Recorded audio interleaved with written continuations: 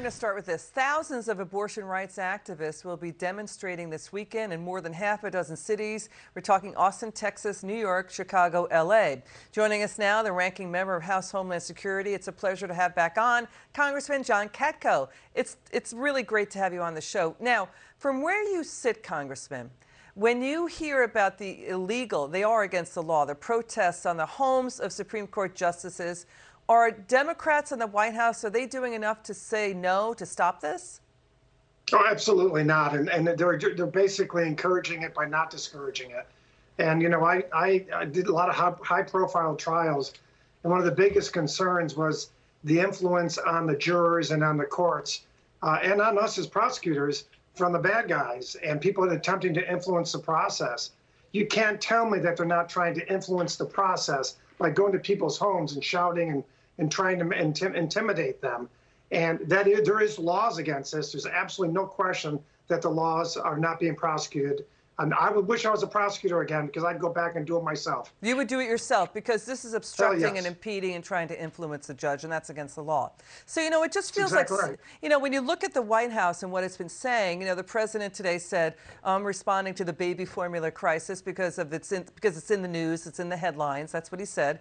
Remember in March he said, we're going to do all we can to fight rising gas prices. And then an hour later, he told the media and the press outside the White House he can't do anything about it. So it just, Americans see this kind of cynicism, this kind of let's sit back and just let other people do our dirty work. Let's listen to Virginia Lieutenant Governor Winsome Sears on this. Watch.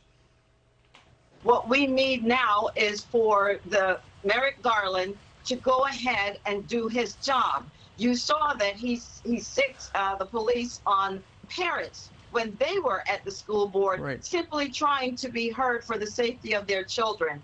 And he won't do his job. We have a section of our code, 18.2, that says this is a class 3 misdemeanor if you are protesting in a private property, on private property, outside private property. They're not doing their jobs. This is mob rule. This is America. We don't do this. It's all fun and games until somebody gets hurt. And then who's going to write the script for you, Mr. President, so you can read it and say that it was somebody else's fault? You hear what the Lieutenant Governor said. Are you worried someone's going to get hurt?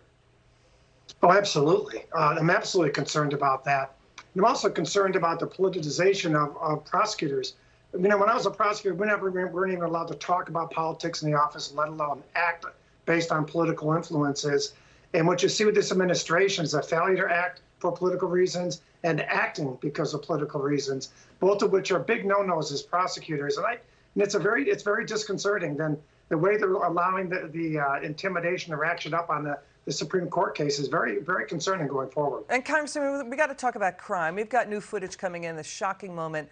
2 gunmen dressed in black, armed with assault rifles, killed another man at a Philadelphia gas station. This is really disturbing footage in a brazen daylight attack. Congressman, you have done a lot of work on crime. Major U.S. cities hit with violent crime. The president is talking to police chiefs today, talking about getting money out of the American Rescue Plan to fight crime. What is your take on what's going on with police departments and crime in the U.S.?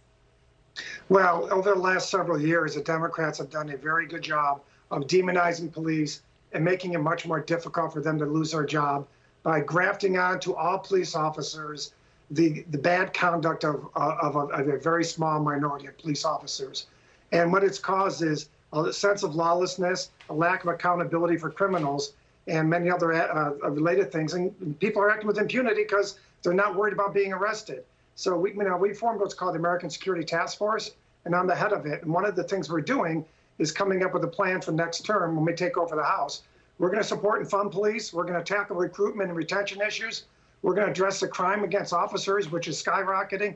And we're going to go after the progressive prosecutors, who, like the one in LA last year, more than 13,000 cases last year in LA County that sheriffs made that were legitimate good cases were simply dismissed by the prosecutor for no apparent reason. We're going to go after them. If they're getting federal dollars, they're either going to do their job or they're not getting federal money. That's for sure. You're going to cut the federal money. Okay, let's listen. Absolutely. Let's listen to Senator Grassley on this. Watch. Violence is up in the blue cities, is due to depolicing, progressive prosecutors and failed bail reforms. Democrats blame that rise on violence also in red states with higher crime rates. But the data show that blue cities in these states cause the crime.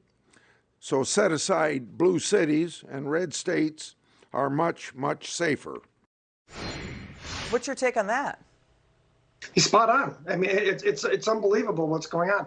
We traveled all across over the last year with this task force, all across the country. Places like Portland, Oregon, Austin, Texas, New York City, where they've defunded police and cut their funding and vilified police and making it much tougher with their laws and with their lack of prosecutions. And all of them are demoralized. I met with them all today in the Capitol as part of Police Week.